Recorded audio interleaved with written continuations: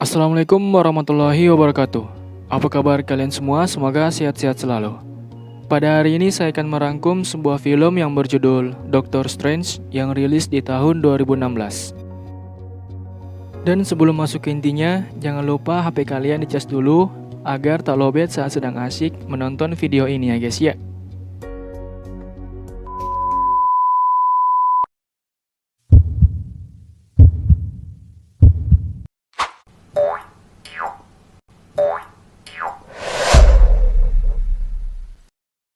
Di saat itu ada seorang penjaga perpustakaan yang sedang ingin mengatur dan membersihkan beberapa buku di sana. Namun saat ia mengerjakan kewajibannya itu, tiba-tiba datang segerombolan orang yang ingin mencuri selembar kertas dari salah satu buku yang ada di perpustakaan tersebut. Di saat bersamaan pula, datang orang berjubah kuning yang ingin menangkap para si pencuri itu. Sayangnya di akhir perkelahian mereka, ketua segerombolan pencuri itu berhasil kabur membawa selembar kertas yang tadi ia curi ya guys ya.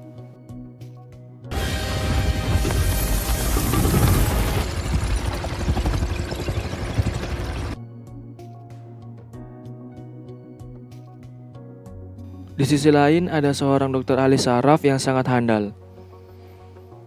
Kebetulan di hari itu ia sebentar lagi akan memulai untuk mengoperasi salah satu pasien yang sangat sekarat. Lihatlah betapa serius tapi santainya dokter ini. Ketika sedang melakukan operasi, dia bahkan sambil mendengarkan musik dalam hal itu. Setelah menunggu beberapa jam, akhirnya sang dokter berhasil dalam operasinya tersebut, yang membuat keluarga pasien sangat berterima kasih kepadanya.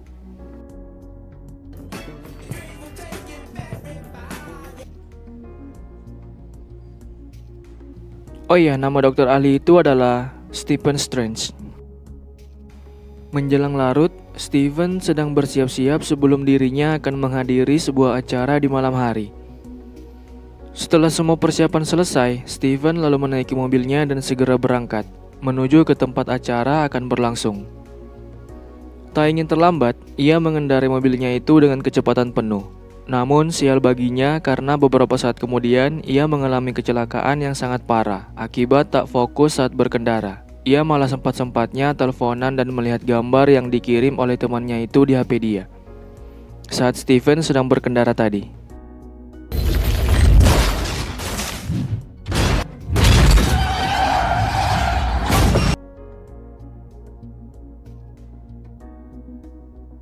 Sehabis kejadian itu, membuat Stephen mengalami cedera yang sangat parah di tangannya, yang membuat tangannya lumpuh. Betapa kaget dan syoknya dia ketika baru sadar kemudian melihat tangannya yang cedera seperti itu. Ia lalu meminta tolong ke semua teman dokter dia untuk memberikan dirinya pengobatan, walaupun membutuhkan biaya cukup besar dan terlihat mustahil untuk sembuh seutuhnya. Di sela-sela penyembuhannya itu, Stephen sempat bertanya ke salah satu orang, "Apakah kamu pernah melihat orang yang mengalami cedera mirip sepertiku, menjalani penyembuhan lalu berhasil sembuh?" Mendengar pertanyaan Stephen, orang itu menjawab, "Iya." Menyadari Stephen membutuhkan sebuah bukti untuk itu, ia kemudian mengambil berkas-berkas tentang penyembuhan orang yang tadi dia maksud, untuk diperlihatkan ke Stephen sebagai bukti bahwa jawaban dia serius. Have you ever known anyone with nerve damage this severe? And stainless steel pins in the bones.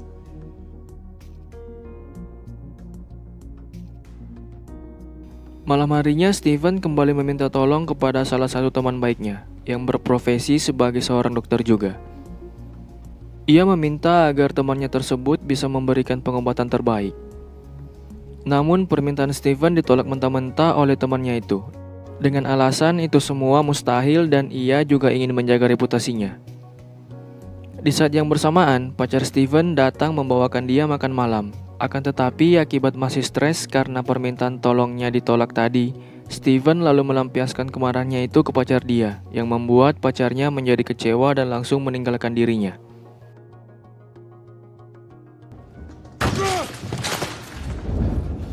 Are not friends, Christy. We were barely lovers. You just Pacar Stephen itu bernama Christine Palmer. Tak tahu harus berbuat apa lagi, Stephen mencoba untuk menemui mantan pasien yang pernah mengalami cedera mirip dengannya itu.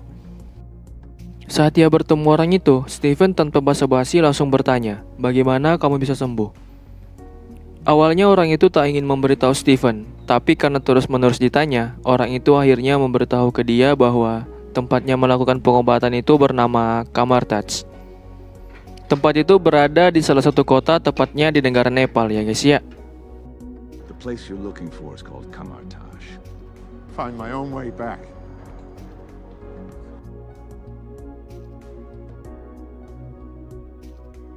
Mendapat informasi dari orang tersebut, Steven langsung berangkat menuju ke lokasi besoknya. Setibanya di kota Nepal, ia terus mencari dan bertanya-tanya ke semua orang sekitar di mana Kamar Taj itu. Sibuk mencari, Steven akhirnya melewati gang sepi. Di situ ia telah dikepung oleh 4 orang preman yang ingin merampoknya. Saat hendak mencoba untuk melawan para preman, tangannya sama sekali tak bisa mendukung kekuatan yang Steven miliki. Alhasil dialah yang dihajar habis-habisan. Di saat bersamaan, tiba-tiba muncul orang berjubah hitam membantu Steven melawan para si perampok. Berhasil mengalahkan para perampok, orang berjubah hitam itu lalu menuntun Steven menuju Kamar Taj.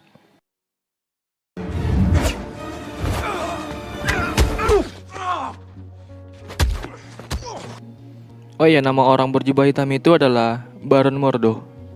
Setibanya di Kamar Taj, Steven sempat salah mengira siapa sang leluhur sebenarnya, karena leluhur yang asli berpakaian layaknya seperti orang biasa saja. Baru bertemu, Steven langsung to the point bertanya, bagaimana caramu menyembuhkan orang yang mengalami patah tulang? Akan tetapi, betapa emosinya Steven ketika hanya diberikan beberapa jawaban simpel oleh sang leluhur ya guys ya. Mulai kesal dengan kelakuan Steven, sang leluhur lalu memperlihatkan sedikit keahliannya. Setelah ia memperlihatkan keahliannya, Steven mulai percaya, namun ia langsung diusir keluar oleh Mordo.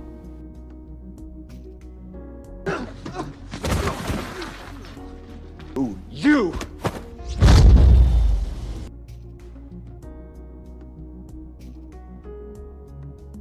Melihat Steven yang masih berada di luar, setelah diusir beberapa jam sebelumnya, Mordo memberitahu dan meminta ke sang leluhur untuk memberikan Steven kesempatan belajar. Mendengar saran Mordo baik, sang leluhur akhirnya memutuskan untuk menerima Steven sebagai muridnya. Steven kemudian diizinkan masuk dan diberi tempat untuk beristirahat oleh Mordo.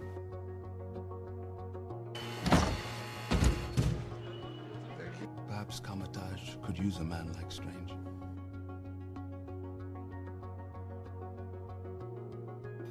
Keesokan harinya, Steven memulai latihan perdananya bersama sang leluhur di Kamar Taj.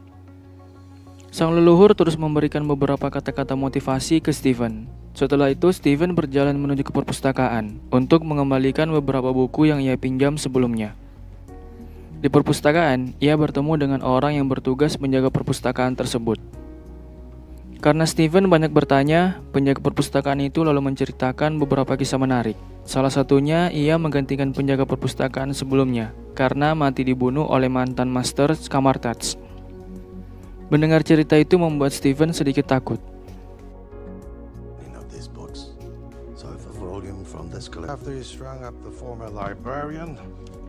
Nama penjaga perpustakaan itu adalah Wong.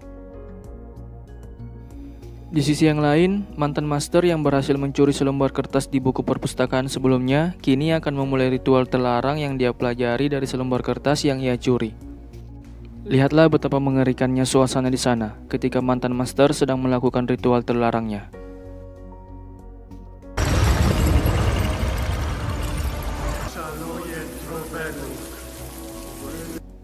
Oh ya, nama mantan master itu adalah Caecilius. Di hari-hari berikutnya, Steven terus mengikuti latihan di Kamar Taj dengan serius. Namun hingga saat ini ia masih belum bisa mengeluarkan magic dasar dari tangannya. Di saat Steven terus mempermasalahkan tangannya itu, sang leluhur datang memperlihatkan sesuatu. Betapa terkejutnya Steven ketika melihat ternyata ada salah satu murid di sana yang hanya memiliki satu tangan, tapi bisa mengeluarkan magic dasar ya guys ya.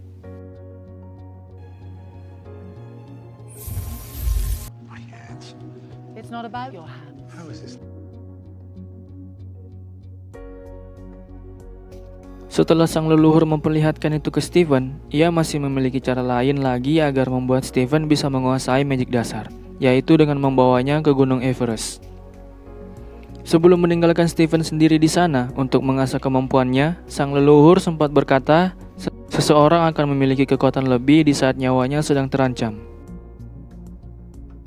Freezing, but beautiful. I best check.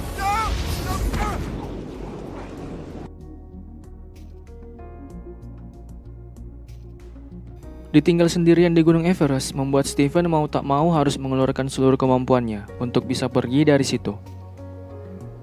Karena apabila dia telat dalam waktu 30 menit, dirinya akan mati membeku di sana akibat cuaca ekstrim di Gunung Everest yang sangat gila.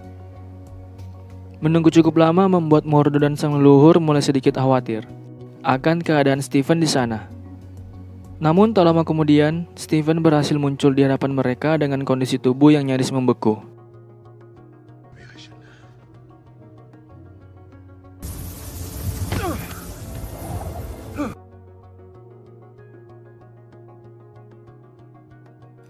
Bangun di pagi hari, Steven menyempatkan dirinya mencukur rambut dan jenggot sebelum ia memulai untuk berlatih kembali. Setelah semuanya selesai, Steven berjalan menuju perpustakaan untuk meminjam buku yang memiliki pemahaman magic agak rumit. Akan tetapi saat Steven meminta buku tentang itu, Wong tak ingin memberikannya dengan alasan Steven belum sampai di tahap itu menurut dia. Merasa sangat penasaran untuk mempelajari buku tersebut, malamnya Steven mencoba mengambil paksa buku itu dari Wong dengan menggunakan beberapa trik magic yang telah berhasil ia kuasai.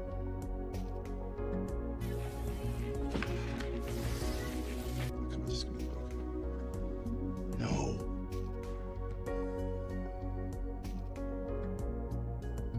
Mendapatkan laporan dari Wong bahwa Steven mencuri buku di perpustakaan menggunakan trik magic, sang leluhur lalu memanggilnya berbicara empat mata. Di situ sang leluhur sempat menegur tindakan Steven. Di saat bersamaan pula sang leluhur memujinya karena telah berhasil menguasai beberapa trik magic dalam waktu cukup singkat. Di akhir pembicaraan mereka berdua, sang leluhur memperlihatkan ke Steven dimensi cermin, yang dimana Steven disuruh mengasah setiap kemampuannya di situ agar tak menyebabkan kerusakan di dunia nyata.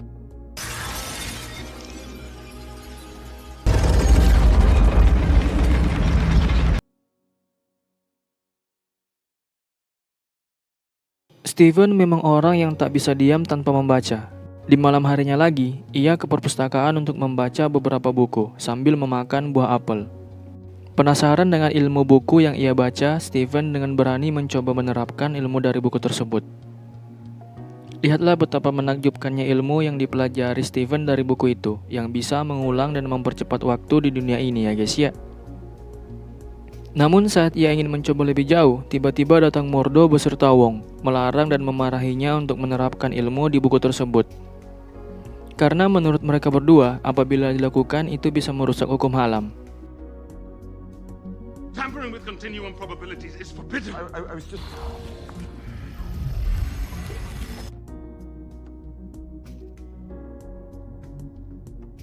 Melihat Steven memiliki bakat lebih, Mordo dan Wong menyuruhnya ikut untuk menjelaskan sekalian memperlihatkan sesuatu yang sangat penting tentang kenyataan yang akan terjadi di dunia ini apabila mereka semua melakukan kesalahan.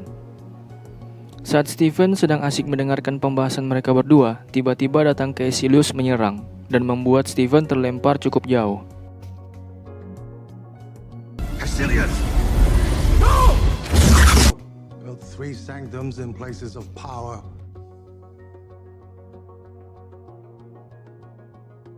Terkena ledakan besar tadi membuat Steven panik.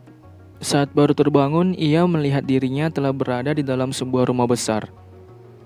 Penasaran di mana dia berada, Steven mencoba keluar pintu untuk melihat keadaan sekitar. Betapa kaget dan terkejutnya dia ketika menyadari ternyata dirinya saat ini telah berada di negara Amerika Serikat ya guys ya.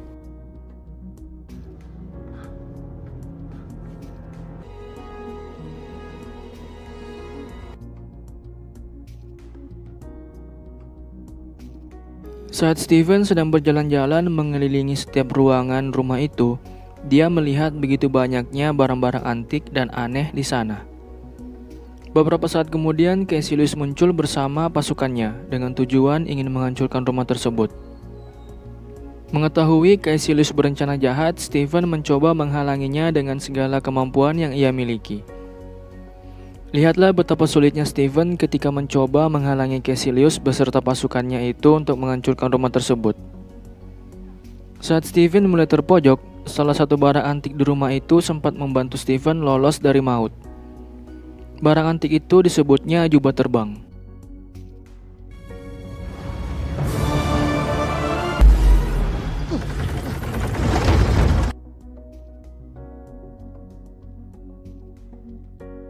Setelah berhasil mengusir Caecilius, tak lama berselang datang Mordo bersama sang leluhur. Mereka cukup terheran-heran melihat Steven berhasil bertahan hidup dari serangan Caecilius. Ditambah, ia juga berhasil mengenakan jubah terbang. Yang selama ini tak ada satu orang pun bisa berhasil memakai jubah terbang tersebut sebelum-sebelumnya. Oh iya, bersama dengan itu, sang leluhur akhirnya memberi gelar master ke Steven ya guys ya.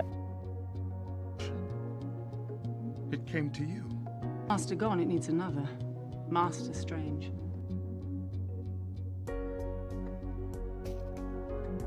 Namun saat mereka sedang asik berbicara, ternyata Caecilius kembali ke rumah itu untuk segera menghancurkannya. Untungnya di saat yang tepat, Steven langsung menggunakan trik dimensi cermin agar bisa menghalangi Caecilius kembali. Tapi sial baginya karena ternyata juga Caecilius jauh lebih ahli mengendalikan dimensi cermin dibanding dirinya, yang mengakibatkan mereka berdua hanya dipermainkan di dalam dimensi cermin.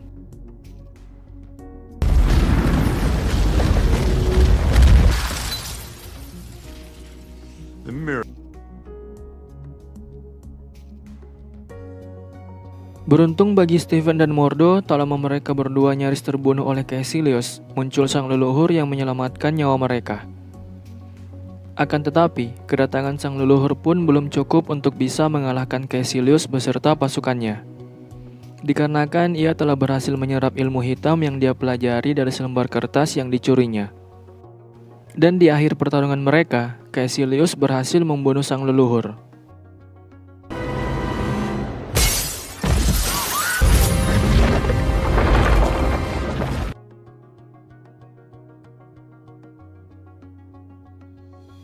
Menyadari kekuatannya tak akan mampu untuk mengalahkan Caecilius beserta pasukan, Steven berpikir langsung saja menemui atasannya Caecilius, yang berhasil muncul ketika ia berhasil melakukan ritual terlarang sebelumnya. Dia bernama Dormammu. Sesaat sebelum Steven berhadapan empat mata dengan Dormammu, ia mengaktifkan mantra terlebih dahulu agar semua rencananya bisa berjalan dengan lancar. Dormammu, I've come to bargain.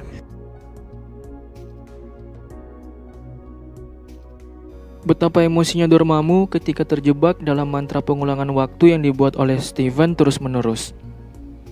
Ia lalu mencoba untuk mendengar kesepakatan yang Steven buat, yang dimana Steven akan melepas mantranya itu apabila Dormammu kembali ke dimensinya sambil membawa semua pengikutnya juga.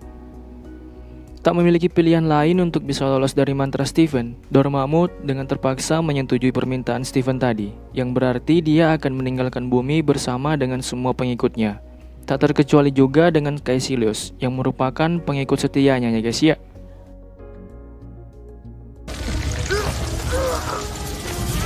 What is that illusion? Oke, cukup sampai sini rangkuman dari sebuah film yang berjudul Doctor Strange. Jangan lupa di like, comment, share, dan subscribe juga bagi yang belum. Thank you so much guys for watching and I'll see you next time. Wassalamualaikum warahmatullahi wabarakatuh. Bye bye guys.